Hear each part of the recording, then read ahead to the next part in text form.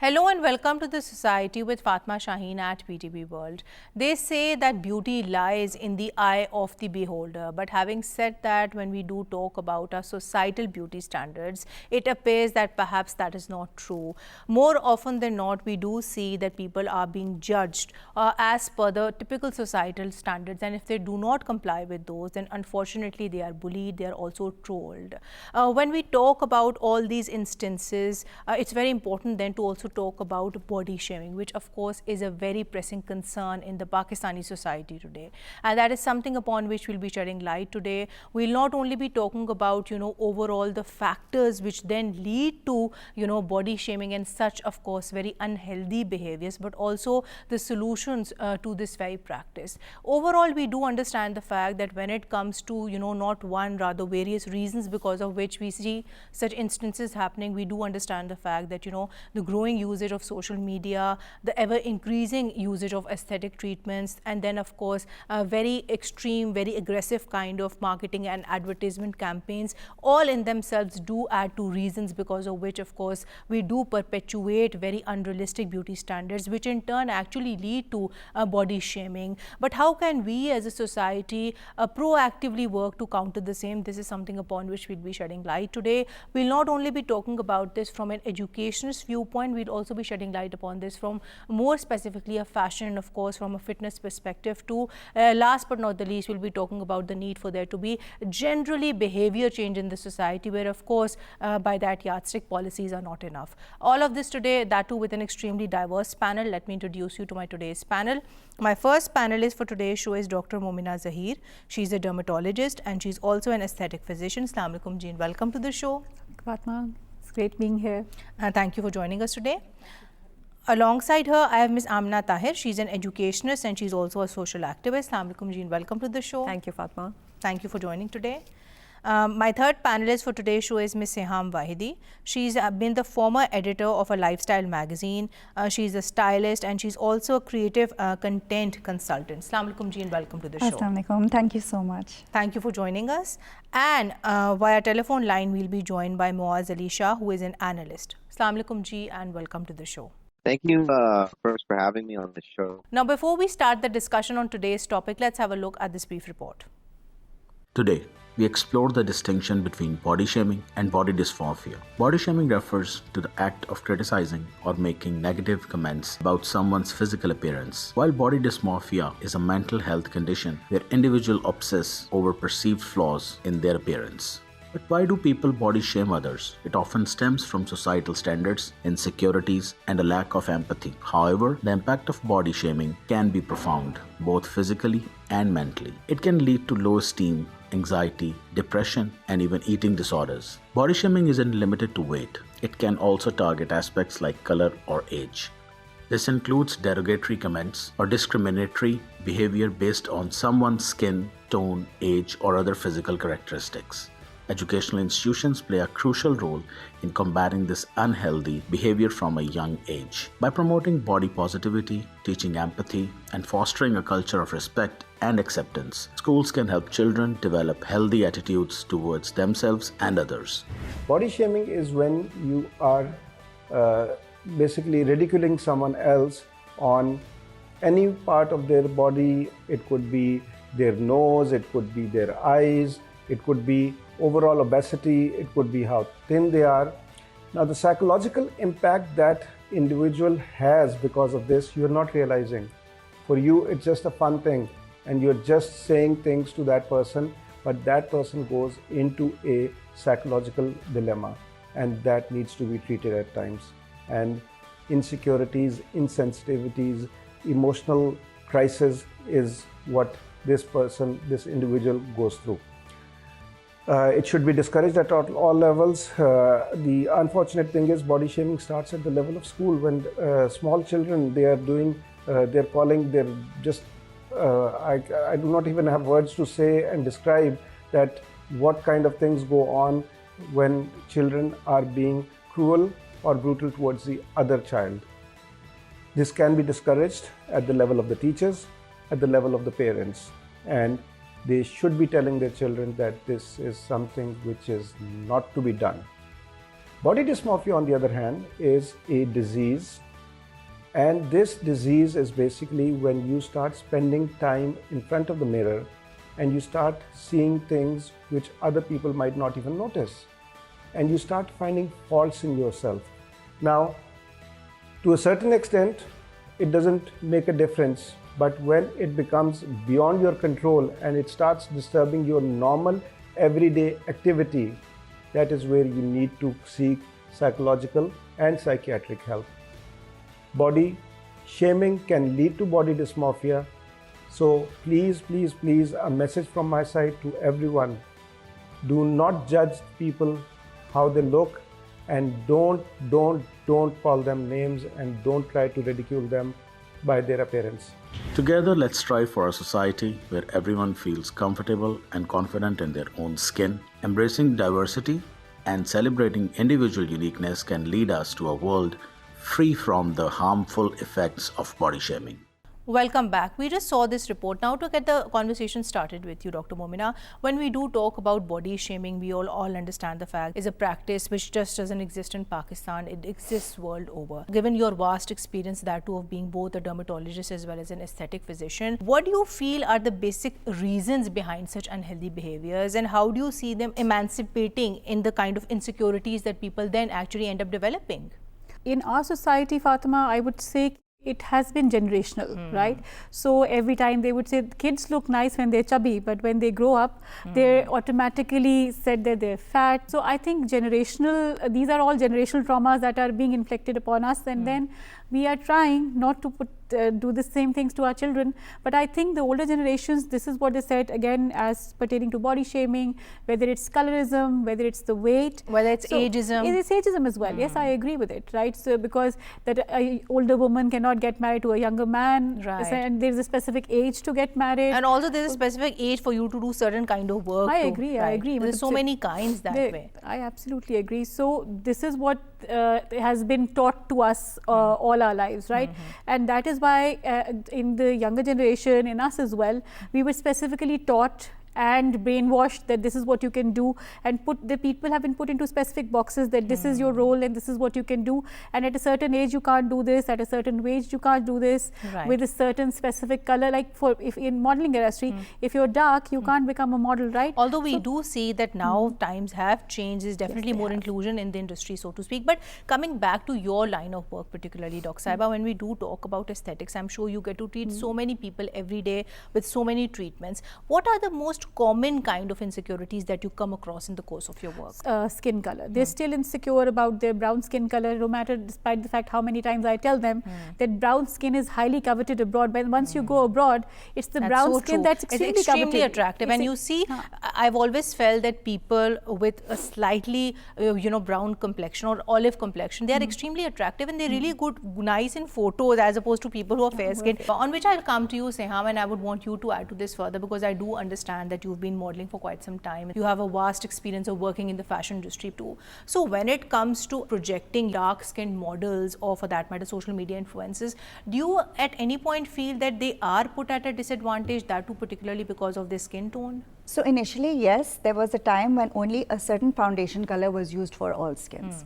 And everybody had to have the same skin tone. But now I feel like darker color is more celebrated, especially in the fashion industry, because now lighting has changed, makeup has changed. So certain campaigns and brands want that glossy, exquisite look. They want it to look very international. They don't want to be limited to a certain, face. And sometimes dark complexions are more versatile. That's so true. So now things are evolving. It's taking time, but it is. And we do see overall the industry becoming more inclusive as well. I remember this very known international brand which has actually started producing different kinds of foundations, that too for dark-skinned women. Coming towards you, Amna, I would want you to add to this further. So when we do talk about this from your angle, that is of course of being an educationist, why is it so important to teach children, that too at a primary school level, the very importance, rather the very definition of body shaming? Because a lot of times we see that body shaming does occur, but the child, unfortunately, they can't identify it, they can't stand up to it, precisely because they don't know what to do. They don't know that yes, some behavior that we must learn to say no to. That's true, Fatma. So before I answer your question, I would like to define certain keywords that stand integral to today's topic and also what we are discussing. First being body shaming, and second being colorism. So body shaming is when you involve humiliating and derogatory comments towards somebody else's appearance, and you talk about how fat they are or maybe how ugly they look in a certain attire, etc. And colorism is a term that became prominent somewhere in early 1980s, where it was a preferential treatment of people of the same race. So what we need to understand is different races can have the same skin tone, and the same race can have different skin tones. Now coming to your question, well, we do have students coming in with such issues, and this has been identified in this day and age. I feel a school environment is significant and it perpetuates such biases. And we have girls come in crying because other individuals were bullying them for their weight, facial hair, how they looked, how they talked, and all of these are various forms of harassment that we have to address, especially in the educational sector. But in addition to that, another point on which I would want you to talk further is the fact that a lot of times we see this very common practice where young teenage girls, there's a lot of pressure put on them, or they are shamed for not looking a certain way or not being groomed, that too at school level. And when they end up having those grooming sessions, and when they end up investing in their grooming per se, then again they are looked down upon. So how do you get around addressing this very vicious kind of a problem, because it can be extremely demeaning for girls at the end of the day? That's true, Fatma. I feel every age should be celebrated, and over a period of time girls are seen adopting practices that make them look more mature so that they can fit in the societal fabric. Although I feel as an educator, it's integral to educators and parents alike to ensure that every child enjoys their originality and the age that they are in. We are addressing such issues at school level is we are trying to integrate representations of various diverse cultural races where acceptance of a particular skin tone is okay, but there are other skin tones as well that we need to celebrate. And not just skin tone, Ms. Amna, also all kind of body shapes, sizes, everything that should be equally reflective in the curriculum, or for that matter even the textbooks, like you yourself very rightly so mentioned. On which I'll come to you, Muassab, and I would want you to comment on this. So when we do talk about the very origins, rather the historical origins of colorism, of body shaming, that too in the subcontinent, how do you over a period of time see the trends changing? What are those factors, whether those factors are socio-economic, whether those factors are cultural, or for that matter even historical, so which in your opinion actually lead to this unhealthy practice? Thank you first for having me on the show. I'm glad to be part of this important discussion. Your question around the Indian subcontinent and the evolution of the societal attitudes, obviously, coming from the colonial era, this was a very unique experience of our people, and I think that played a big role, and I'd like to focus on that. So, of course, the colonial dynamics had to involve European standards that were appropriate for social norms, which were different than obviously the ones that were native to the land. And so the focus on appearance was there. I mean, if you look at the simple aspect of the petticoat, which is about squeezing in the midriff area. This is a concept obviously part of European clothing and was part of the typical European woman to be able to be slender and slim. So this became the standard of that. And if you didn't fit to that standard, you weren't part of society, quote unquote, and you weren't part of the educated class. And so the same thing goes with the colorism. Colorism, we have a big example of that still lasts today in Pakistan is the famous cream and how popular it still is. And of course, this, fed into the inferiority complex, the colonization model that led a lot of our people to embrace that as some sort of the higher standard of living and or higher standard of social norms. And therefore, this became a much more interesting issue in the post-colonial era that we face today. So I think a lot of colonizational aspect, and I don't want to, sound like someone that we're just going to blame anything on colonization, but definitely it did have an impact and not so a positive one that led to the exacerbation of this. So hopefully in the rest of the discussion, we'll be able to talk more about, the more native values in comparison. Right, Mausab, your point is noted. On which I'll come to you. I think he said something that you were saying earlier in the conversation. But you see, moving past that, when we do talk about the latest trends, when we do talk about the most popular aesthetic treatments, how do you see those trends changing over a period of time? Because you see, then at the end of the day, Roxaiba, the kind of insecurities you have, those have a very serious, rather very direct link with the kind of treatment that you're actually seeking. And this is not only true for women, it is equally true for men as well. So I agree, Fatima. So the trends that are changing, so people are getting scared of aging, right? So the injectable practice has grown considerably, and they're seeking doctors, they're seeking all kinds of quacks to do that, who can do it cheaper, right? So injectable practice has increased and it has boomed. Aesthetics has boomed in the last 5 years. Why? Because people can't tolerate a single line or wrinkle on their face.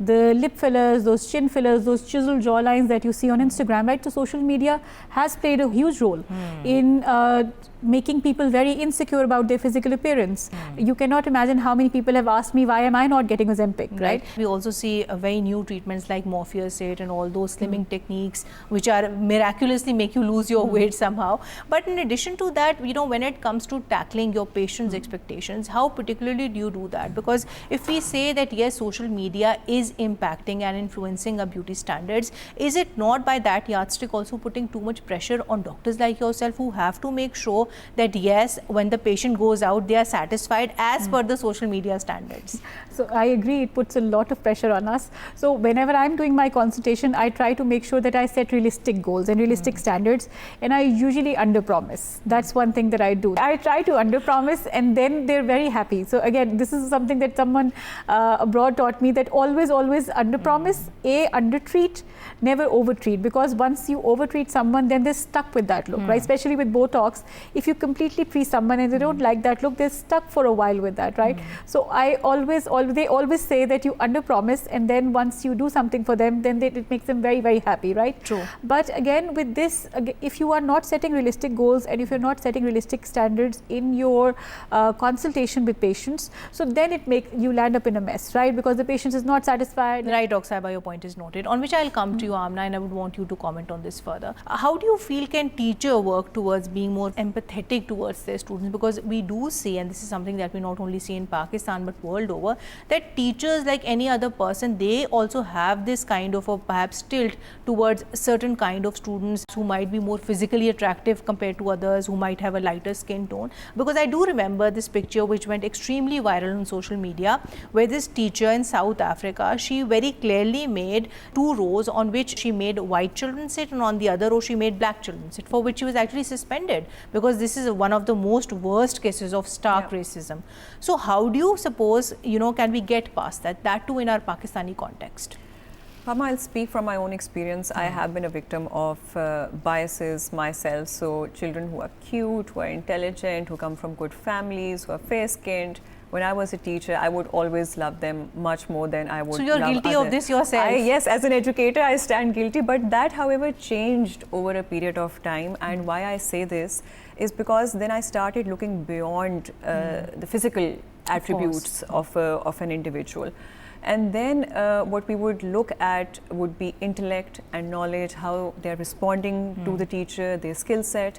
But in order to eliminate that from teachers who are currently teaching, well, there are various strategies that we try to employ, and we always encourage diversity and inclusiveness in a classroom. There are various workshops and training sessions that we have.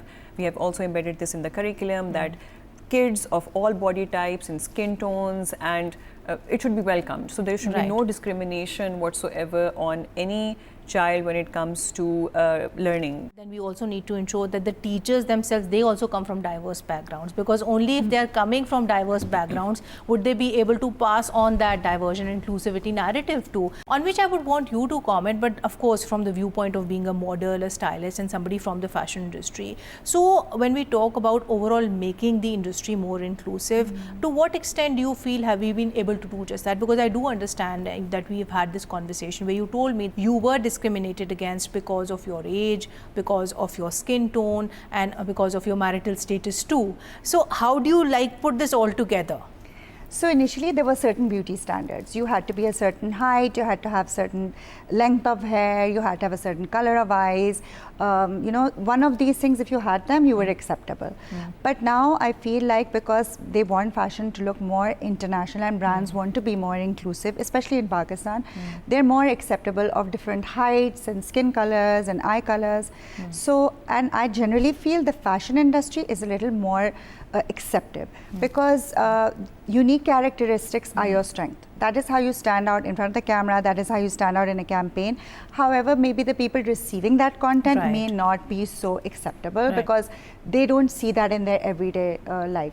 So for them, they still have that old bias, you know, when you were a small kid, you were given a nickname because you were dark or you were short or you were fat, so you were given a certain nickname.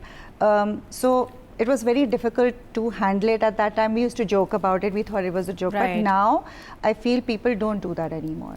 If you are dark skinned or if you have a certain kind of a nose, or even, you know, people who have that skin color, vitiligo, I think it's called, even they are very, very celebrated now. Even models with Down syndrome are celebrated internationally. That's so true. And now also I feel the fashion industry, overall fashion designers, we've seen them actually showcase their entire collections by putting forward those kind of models who are not typically even complying with our Pakistani beauty standards. And those have been actually their USPs that way, to look at it from another perspective. But when we talk about this from the viewpoint of hiring people, be it men or women, do you not feel here that, you know, ageism is something which could possibly backfire? So that is one thing which I think is very prevalent even in the fashion world. You know, like, you can't act in a certain TV serial or something because you're a certain age, you can't represent a certain character, or when you go behind the camera, your flaws are more evident as you age, and it's not acceptable due to now perfection and social media standards. But again, I feel that it is evolving. I feel like the people who are actually receiving the campaigns need to be a little kinder, because they are hidden behind screens. We cannot see them, but the people who are putting themselves out there, they are quite brave. They are the ones being exposed that way. But you see, then again, Syam, this goes back to the basics, which is that, you know, you have to change the trends by putting forward such content. You have to come out of your, you know, comfort zone that way. And I feel that slowly and steadily we are getting there. Amna, how would you comment on this, being a teacher yourself? Is this something which is prevalent in your profession as well? Well, thankfully not in the teaching industry. However, I'm cognizant that there are certain fields such as sales, marketing and supply chain where discrimination in any shape, way or form, such as age, attractiveness, youthfulness, they are taken into consideration. And just as much as those biases are unfavorable, they do come in handy. So that's something that we need to combat, but thankfully not in the teaching industry. We are more focused on how a teacher is effectively delivering a lesson and the learning that takes place in a classroom. Right. But Dr. Momina, when we talk about you and your personal experiences as well, because I know you've also at some point in life being subjected to body shaming too. What do you feel is it that actually makes people do such things? They perhaps might be having similar kind of people in their own families. They wouldn't shame them, but they would go out and shame others.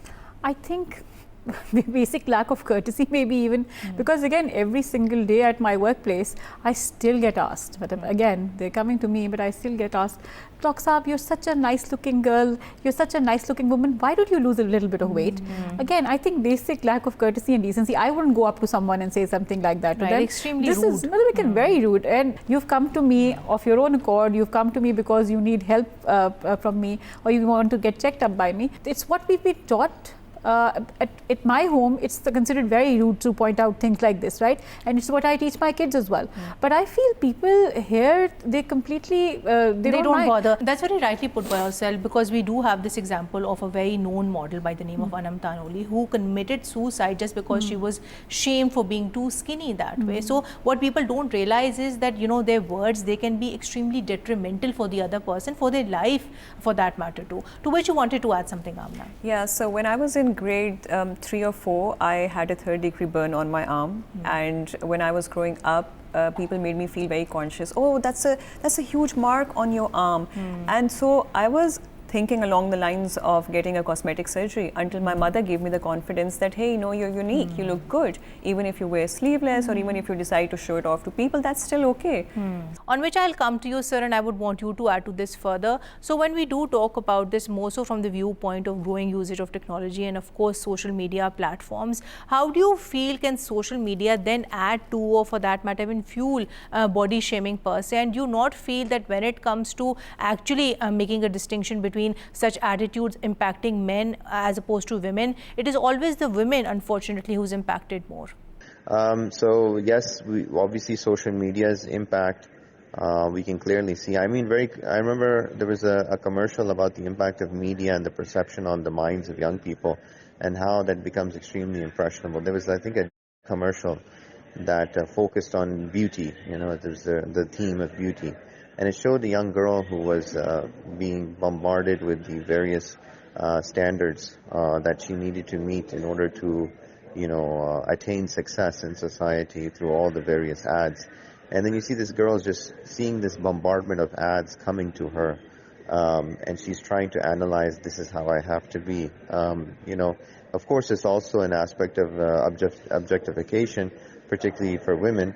And I think one other interesting aspect of this is that there's a lot more burden on women when it comes to colorism and body shaming. So this is a dynamic often not discussed as well, because this topic is very sensitive to women more so than it is men. And I think that's something that often gets not discussed a lot. And so this commercial highlights the fact that, the impact that this has is particularly on young people. Is very, very strong. And in fact, a lot of this actually leads to depression, usage of drugs, and eventually even suicide, because they cannot match those standards that they're being bombarded with from advertisement on social media. And then not only that, of course, you have the mutual then calling out of body shaming through social media. So, for example, friends, so-called friends, would do it to each other and publicly comment and put down someone, and that of course exacerbates the matter further. So social media interaction definitely is another place that this occurs. Dr. Saib, I would want you to add to this further. So when we do talk about this more so from a marketing angle, now a lot of times we see advertisements or marketing campaigns, they are of course run off in a very progressive manner, which perhaps kind of necessitates that they put forward their best foot and they kind of glorify things and exaggerate them. So how do you feel can we then draw that line of distinction between promoting oneself, promoting one's best self, but at the same time doing it in a manner which then of course doesn't put the other person? So there needs to be checks and balances on the marketing and media industry, because again, big companies have big marketing budgets, right?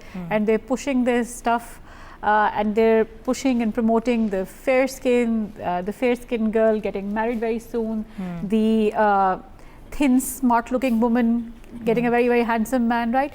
So these are again, they're impacting young minds, right? The person was saying that they're impacting young children. All the younger generation, the young people, when they see this, they get impacted very badly, right? They're impressionable minds. So they get impacted by that. And again, just the way he was saying, that it can lead to serious mental health issues, to depression.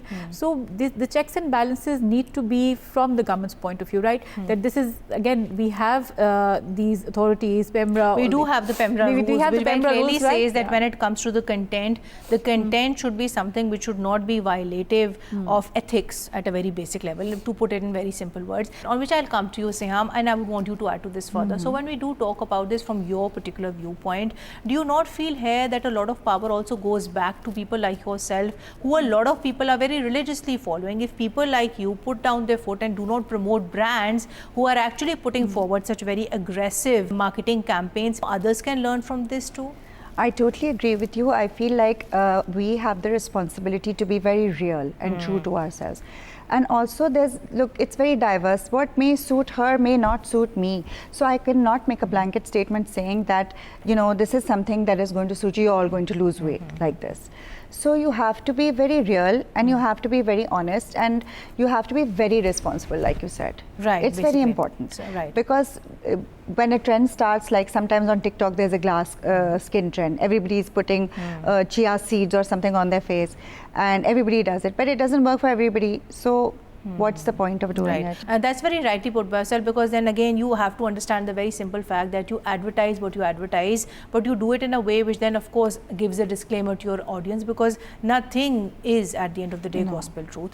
On which I'll come to you, Ms. Amna, and I would want you to comment on this further. So when we do talk about the very important, of course, pivotal concept of media literacy, how particularly do you feel can we teach children, that too at a very young age, the importance of the same? Because a lot of times you see adults might be able to sift through something which is good, which is educational, but the children might not be able to do that. They, on the contrary, might be able to follow something which is not perhaps good for them. It is something which is detrimental for them. So how do you as a teacher propose can we teach children, that too at a very primary school level, the very importance of being media literate? Fatma, everyday use of TikTok, Facebook and Instagram they have painted a very different picture of how ideal beauty should look like, and feeling any different or less gives individuals a very isolating feeling, because they don't belong to the norm, and that's not what we are aiming for, right?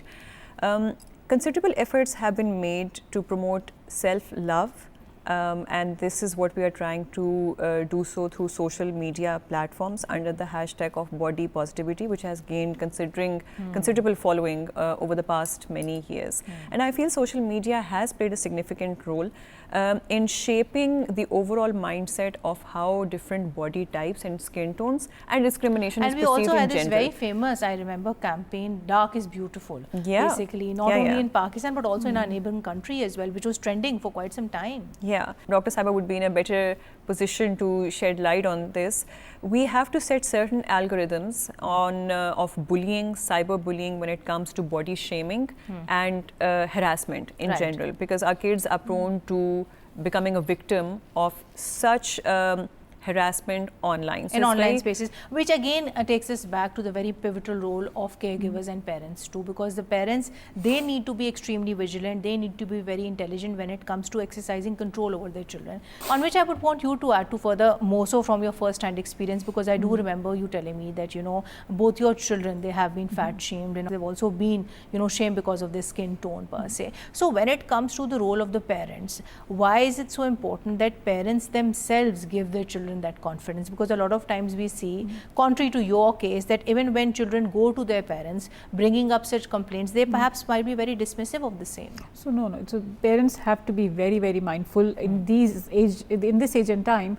So again, if a child comes to you, so you have to tackle them very, very carefully, and you have to teach them, right? So one child of mine is being fat shamed, the other one because of his color, right? So whenever they come to me, my son actually wanted to put on a whitening cream on his face one fine day. My God. Because he was like, my friends, they are constantly like that, you're so dark, you look like an African man. And again, small kids. And you know, people in Africa, they are actually celebrating their skin tone this way, basically. So they have festivals, celebrate their very rich, dark skin tone. So again, Fatima, I would say that this is something that you teach your young children at home, right? So my children know for a fact that there are different types of bodies, and you love the color of skin that you have, right? So this is what I tell my children, that we are all skin color, right? If every person's skin has different colors, right? So if I'm a different color and they're a different color, everyone has their own skin color, and you need to be comfortable in that skin color. It took me a while, didn't happen overnight, but took me a while, and I taught both my son and both my daughter, and the children need to put their foot down, right? Whenever they are in their friend circle, they need to put their foot down as well. That again, when I was growing up, I think my parents were not that mindful. It was a different time. But you see, then that was a completely different time. Now we have the power of social media. Yes, everybody has a phone with them. Everybody is extremely informed. And I genuinely feel that the Gen Z is generally more aware than the older generation in ways more than one. They're much more smarter. They're much more aware. Like a child from my son's side would immediately point out, that is such a racist comment. You're being so racist, right? So the kids are very, very smart these days. They don't take this from anyone, right? So again, parents need to be very mindful. They need to be careful, and they need, this is a discussion that needs to be had in our households. Right. That again, they should, if they're facing bullies, how to tackle them, and B, not to be bullies again. Right. Because this is a vicious cycle. If a person is bullied, and then they also, eventually end up just becoming one thing bullies. that I would want to add, it's also a discussion which needs to be very collaborative that way. It's a discussion which needs to take place between parents like yourself and teachers like her. That's true. So you see, there's a two-way communication that way. In the event that there is a problem, it is timely identified and intervened upon. Sir, another question that I would want to put to you is that when we do talk about this more so from an Islamic and a human rights perspective, how would you look at it from these realms? Now, we do understand the fact that, of course, looking down on somebody, of course, doing anything which is then violative of either their honor or their dignity is definitely not only a violative of their basic human rights, but also is in direct contravention of Islamic principles. So as an expert in this area, how would you comment on this? Well, I think it's interesting that you mentioned Islamic law and human rights in this context, because Islamic law is unique and very wide. It's not, I know most people have this kind of misnomer that it's very construed to a few issues and specific ones and certain titles of different fiqh works. But it is quite expansive. So when we look at, for example, Maqasid al-Sharia or some of these grand overarching principles, the element of the dignity of man and woman is definitely highlighted. Muhammad Hashim Kamali, he speaks about this very much in his book, about the dignity aspect to it, and how, of course, the honor of a Muslim is very important. That's another hadith that actually focuses on his blood and sacredness, and along with his honor, or ird, as we say in Arabic. So when we talk about body shaming, it basically is, conflicting with the idea of preserving someone's honor, preserving someone's dignity, and that, of course, grounds counter to the ethical principles of Islam on any level that you can think about it. So body shaming and colorism. Now, colorism, very interestingly, very specifically, the Prophet Muhammad in his farewell address said that no Arab is greater than a non-Arab, no white person is better than a black person and or red person, and doesn't matter if you're from whatever ethnicity or race or color. Only piety is going to be the factor that determines who is better in the eyes of God. And this is a very central theme that you'll see repeatedly, not only in the Sunnah but also in the Quran, how taqwa and piety is actually the true litmus test of who is better than who. So usually when we talk about body shaming or colorism, it's actually to put someone down, right? That is actually, somehow to classify them in that context. No one uses colorism and body shaming in some sort of positive discrimination mode. And I think that's very important to understand. So when we look at this aspect, is obviously we're speaking about the negative aspect, which, like I said again, in Islamic law is an attack on the dignity, it's an attack on the honor, ird of the person, and against Islamic ethical rules. That's right. But in addition to that, then, when it comes to age shaming, how is age shaming and ageism particularly looked at in our religion, Islam? So age is a very interesting concept in Islam. When we have age, we talk about the aspect that, of responsibility, legal responsibility is one aspect, particularly in Islamic law. But aging is actually associated with wisdom in the Islamic culture a lot. In fact, if you look at the word sheikh or sheikha, it's not just used in the GCC countries for their royal elites, but also referred to someone who is an elder person in the community who was wise and one can come to gain advice and help. Not only that, but you have, for example, the respect even above that. You have another term called the ajuz. And ajuz is basically referring to that very old grandmother who can walk amongst the circle of men, right, without wearing the formal parda per se, and be able to scold them or tell them what to do. That is, of course, a very elevated, high status of an elder person. And we're taught, of course, in the tradition, the respect of elders. So much so that even when we're correcting elders' mistakes, we have a beautiful example in Imam Hassan and Hussein, who actually, very interestingly, they had an incident where they were doing wudu, and they noticed an old man who was doing wudu, or the ablution, improperly. And Hassan and Hussein, I forgot which one was the other, they said, brother, if you do it wrong like the old man, and I will correct you. And then what ended up happening is he started speaking loudly, and so the old man was hearing the two boys argue, and he was seeing that he was doing the wudu wrong. So they had that much respect for the old man that instead of telling him openly that he's doing wrong, they used themselves to kind of illustrate that, and he smiled. So this is the characteristic of the Islamic tradition when we talk about respect for age, and of course the inclusivity, particularly of the elders. I mean, it's very family-oriented culture, and respect for kinship is there. So in kinship we have younger ones and older ones, and it's a connectivity unlike, I guess you can say a more secularized tradition that we have today. The traditional Islamic tradition has always been about the inclusive unit that includes all age groups. Right, sir, your point is noted. On which I'll come to you, madam, and before we conclude today's show. So, all in all, if we are to conclude today's show, I think a very important thing on which I would want you to comment further is that of body dysmorphia. More often than not, people confuse body shaming with body dysmorphia. So, how would you distinguish between the two, and what message is it that you, as an aesthetic physician, would want to give to the people out there, to anybody who has actually suffered from either body dysmorphia or from body shaming?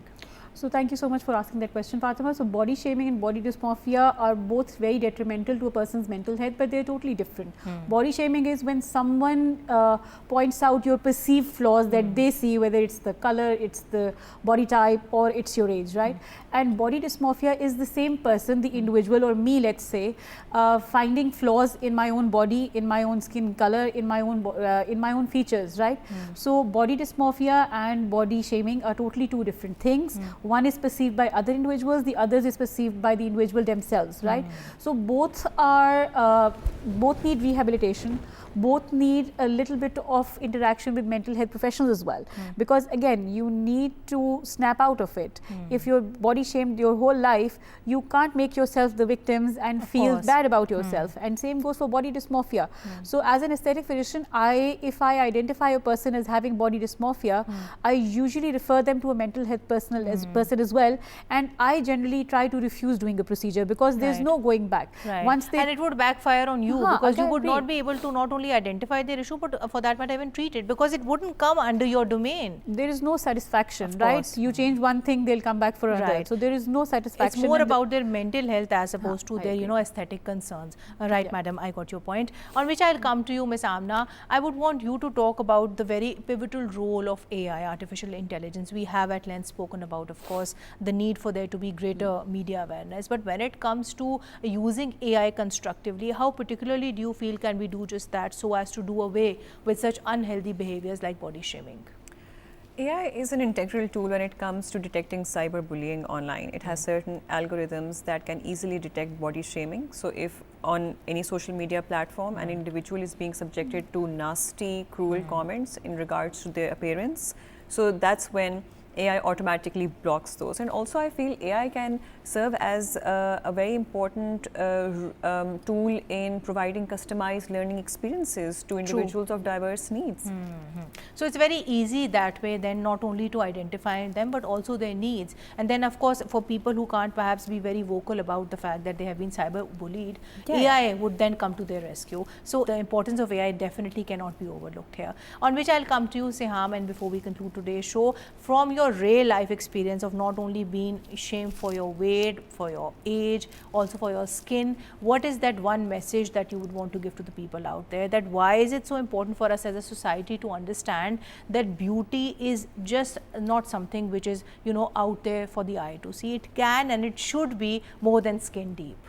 So I feel that people generally put a lot of importance on appearance, but I feel now we need to think about how brave we are, how strong we are, how resilient we are, how passionate we are about our work.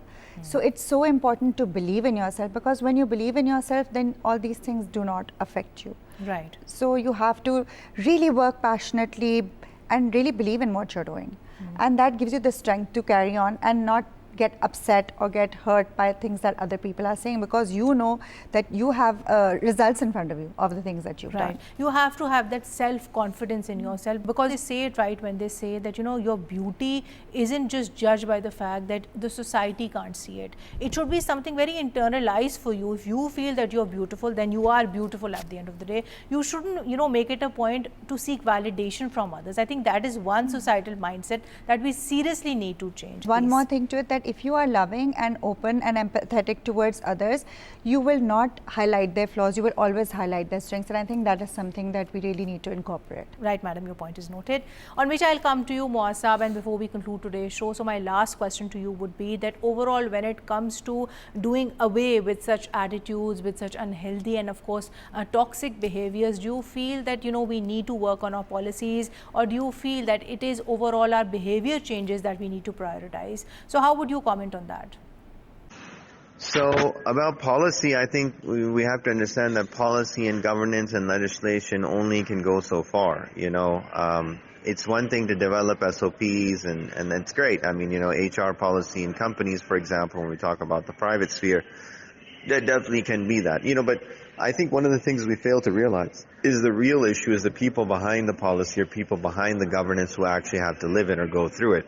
So it's the people themselves. It's the behavioral change. And behavioral change, of course, is through trainings and awareness campaigns. And I think that's something that needs to be done more so than policy and legislative end. I mean, those are supportive measures, but you need the meat of the actual issue to resolve it is actually the people themselves.